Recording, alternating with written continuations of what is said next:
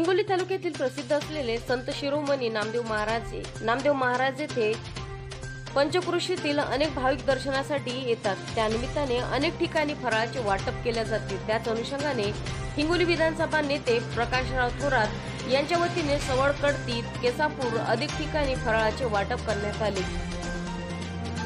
कामिका एकादशी म्हणजेच परतवारी हा सोहळा म्हणजेच भक्ती आणि सेवेचा अनोखा संगम।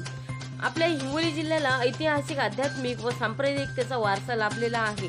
संतांच्या पदस्पर्शाने पुनीत झालेल्या नरसी नामदेव भूमीमध्ये आज कामिका एकादशी निमित्त हिंगोली विधानसभेचे नेते प्रकाश थोरात यांच्याकडून फराळाचे आयोजन करण्यात आले।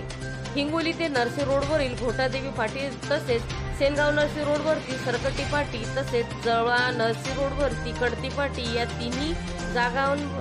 तिन्ही ठिकाणी साबुदाणा खिचडी व फराळाचे वाटप करण्यात आले।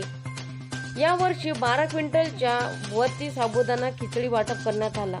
या स्तुत्य उपक्रमामध्ये दासराव थोरात, कोणबा लोखंडे, गजानन साळुंगे, गणेश चौधरी, नारायण सोळंके, सरपंच गजाननराव थोरात, रामदासजी थोरात, गजानन जाधव, सरपंच रवी डोरले, सुधाकर थोरात, राजकुमार थोरात, अजय थोरात, बळीराम थोरात, अनिल घोंगडे, शिवाजी थोरात, सदाशिव थोरात, अमोल तारे, विशाल तारे, समाधान थोरात, ज्ञानेश्वर थोरात, मनोज थोरात, आकाश तारे, मुरलीधर राऊत, अशोक तारे, राजकुमार थोरात, प्रकाश ठाकरे, सुभाष जाधव, दत्ता थोरात, रामकिसन थोरात, मोतीराम जाधव, शंकर जाधव, शिवाजी साबळे, गजानन पाटील, संदीप थोरात, चंद्रकांत तारे, गजानन तारे, संतोष थोरात, श्रीराम थोरात इत्यादी लोकांनी परिश्रम घेतले।